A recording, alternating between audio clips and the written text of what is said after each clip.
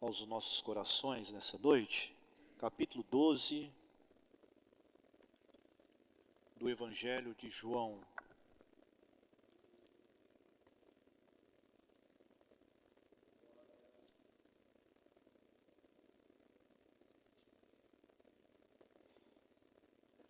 Amém, igreja? Capítulo 12, versículo de número 2. Salta para o versículo 2, irmãos. Fizeram-lhe, pois, ali uma ceia, e Marta servia, e Lázaro era um dos que estavam à mesa com ele. Então Maria, tomando um arritel de unguento de nardo puro, de muito preço, ungiu os pés de Jesus, enxugou-lhe os pés com os seus cabelos e encheu-se a casa do cheiro de unguento.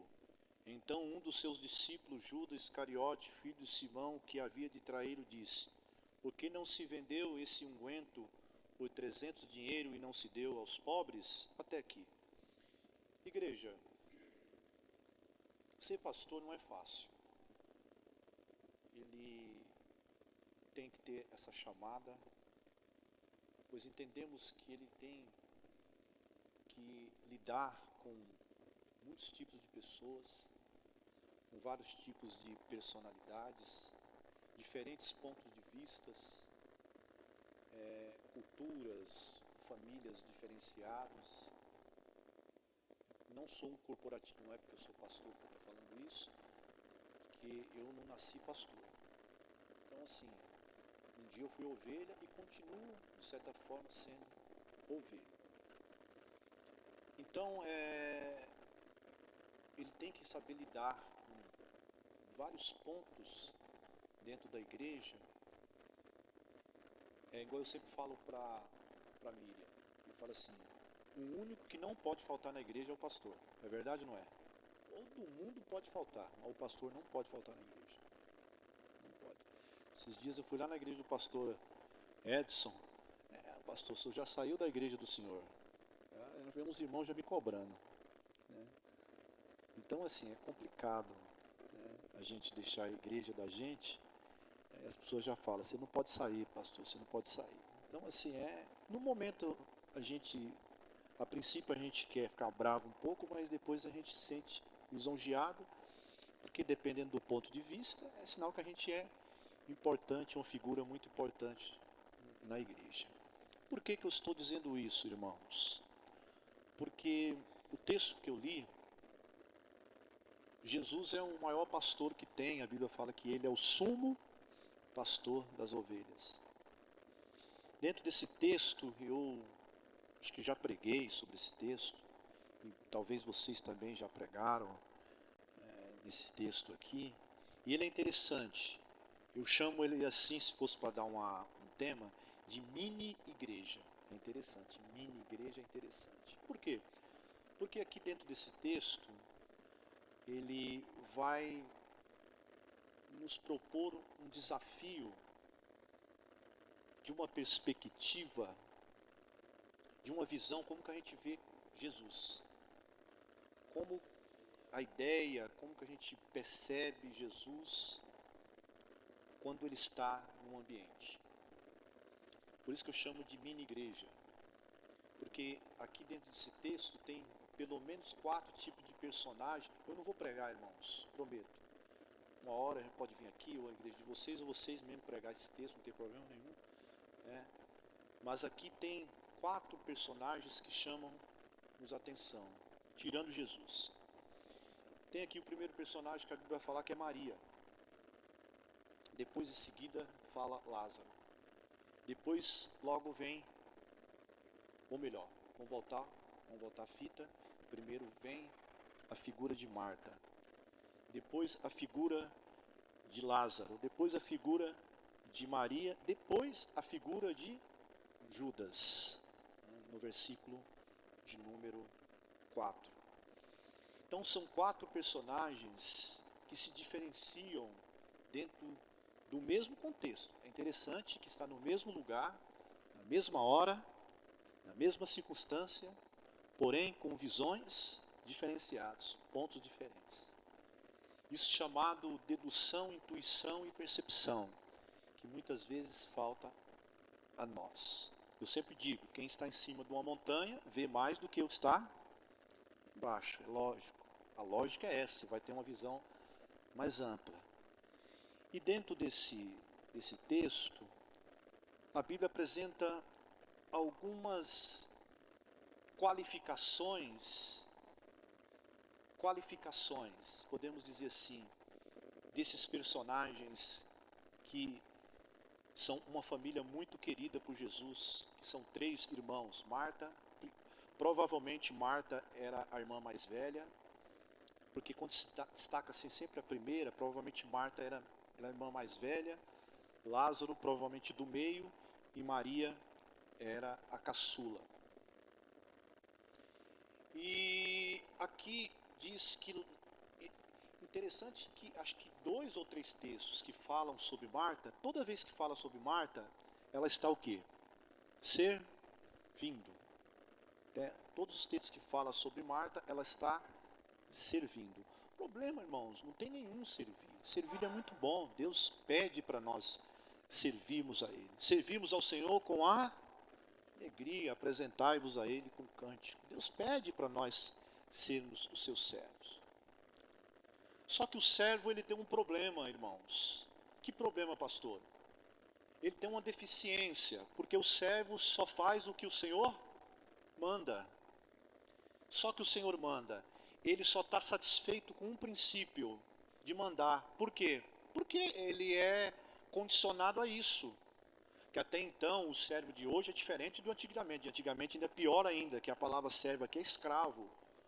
É o escravo do escravo mesmo, que ele não tinha nada a não ser oferecer aquilo que o seu senhor pedia. Então, o problema maior de estar em ser servo é porque ele se robotiza ou mesmo cria uma imagem da figura que está na sua frente só de Senhor. Ele não consegue ver, ele não consegue perceber a figura daquele que está na sua frente, a não ser daquele que manda. E Jesus disse, eu já não chamo vós mais de servos, eu agora vos chamo do quê? De amigos. Não é assim? Porque o servo não sabe como que faz com o seu senhor, mas o amigo está, as portas sempre estão o quê? Abertas, está escancaradas para sentir, para pensar, agir, perceber a mesma coisa que um amigo sente. E Marta era essa pessoa que só entendia Jesus dentro do aspecto da serviência. E isso é um problema entre nós. Essa deficiência, igreja, a gente tem que deixar. Essa correria, sabe? Lá para cá, estou servindo, estou um bom diácono. Legal isso. Acho muito interessante. Tá, daqui a pouco a gente perde o que é importante. A gente vai sorrateiramente sendo enganado por essa ambição de querer servir o meu pastor. Isso é muito bonito, tá, irmãos? Entenda o contexto que eu estou falando. Quero servir, e a melhor parte, às vezes, a gente vai deixando. Por quê? Porque eu condiciono aquilo ali. Eu me condiciono e me condicionei. Isso é um perigo, irmãos. Esse é o primeiro ponto que eu quero observar. O segundo ponto é Lázaro. E Lázaro é uma figura interessante, porque o texto vai dizer que ele está à mesa. Estar à mesa é muito bom, porque de certa forma, Lázaro talvez ele dá um passo a mais do que Marta. Ele está sentado à mesa. E sempre quem está sentado à mesa é sinônimo de intimidade e ouve. Está sempre para ouvir. E Lázaro tem isso, essa intuição e percepção que Jesus está ali para ouvir Jesus e senta à mesa. E Lázaro é um bom ouvinte. Lázaro é aquele crente que sempre está assim como os bereanos, sempre pronto para ouvir. Sabe aquele crente de verdade que sempre está pronto para ouvir? Só que Lázaro tem um problema, uma deficiência, contextualizando, tá, irmãos?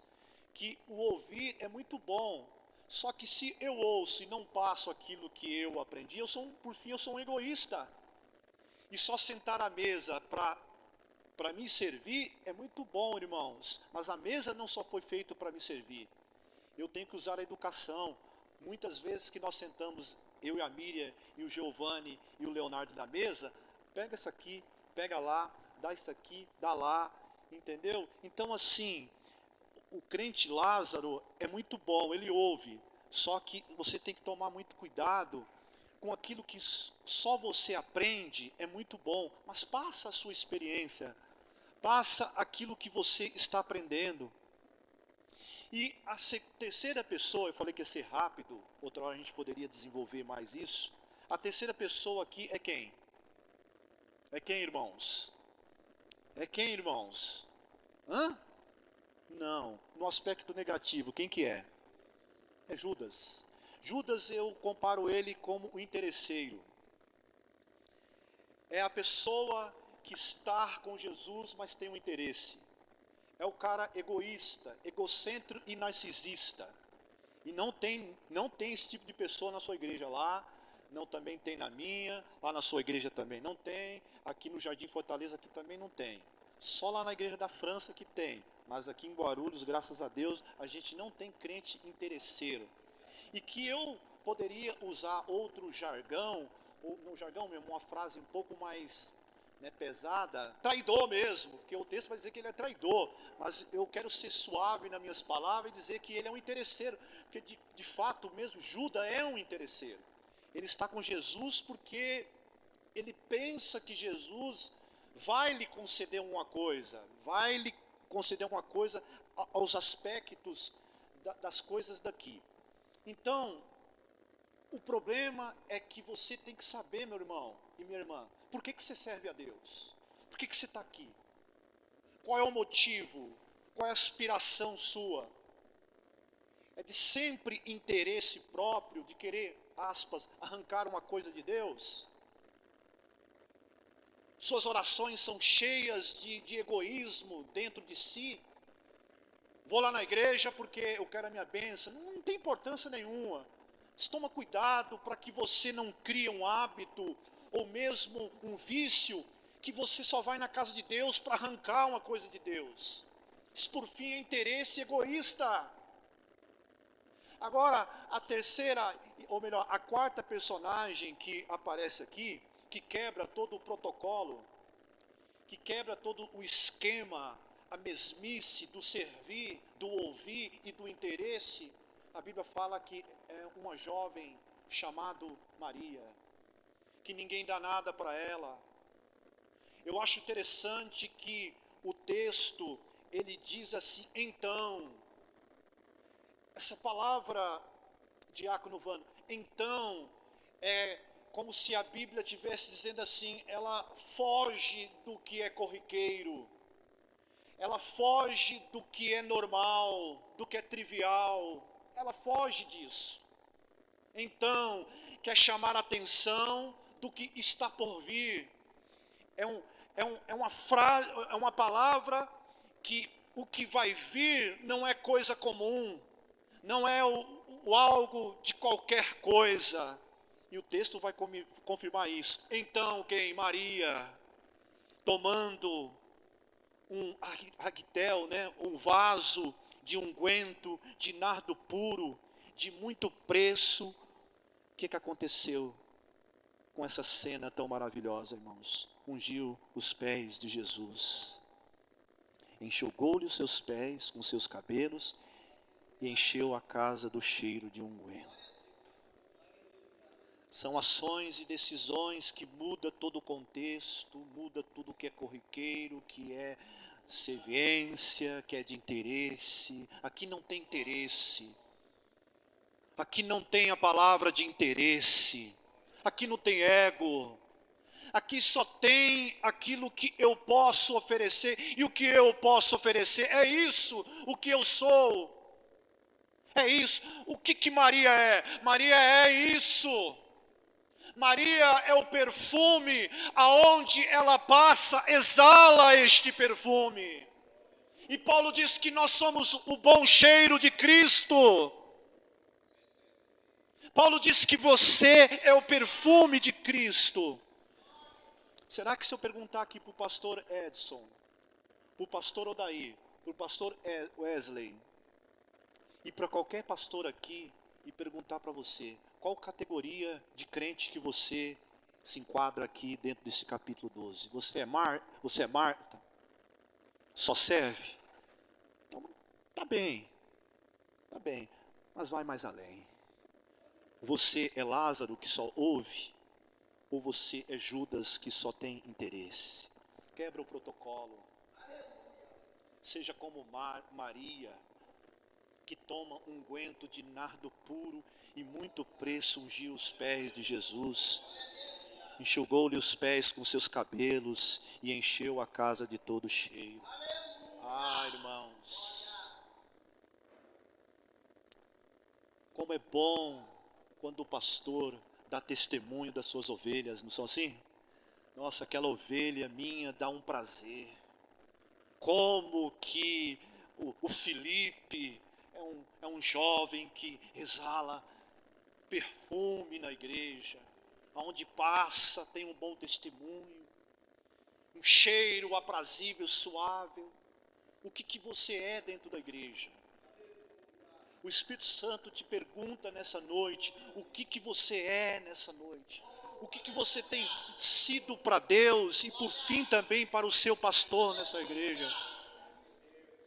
Você é como Maria, que quebra todo o protocolo e enche aquela casa ao ponto do ambiente ficar agradável.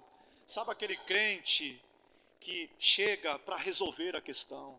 Sabe aquele crente que chega, pastor, para resolver a questão? Ele não inflama, ele não cutuca, ele não é aquele que cria situações desnecessárias, ele não cria o caos, ele não cria a briga, não. É o crente Maria. O crente Maria está sempre disposto a mudar tudo que é corriqueiro, todo um ambiente que existe fofoca, um ambiente que existe divisão, onde o crente Maria está, ele exala o bom perfume de Cristo. E eu termino nessa noite, meu amigo, meu irmão que está aqui nessa noite, seja o crente Maria, quebra isso tudo. Seja o bom perfume para essa igreja, seja o bom perfume para o pastor que está aqui, que vai tomar posse daqui a pouco, seja o bom perfume para essa regional, seja o bom perfume para essa sociedade, seja o bom perfume na sua casa, seja o bom perfume na sua escola. Vamos um pouco mais além, seja um bom perfume aonde que você e eu passarmos. Ah, irmãos, como é triste quando a gente chega a dizer assim, cara, eu não suporto muito aquela pessoa. Não é triste?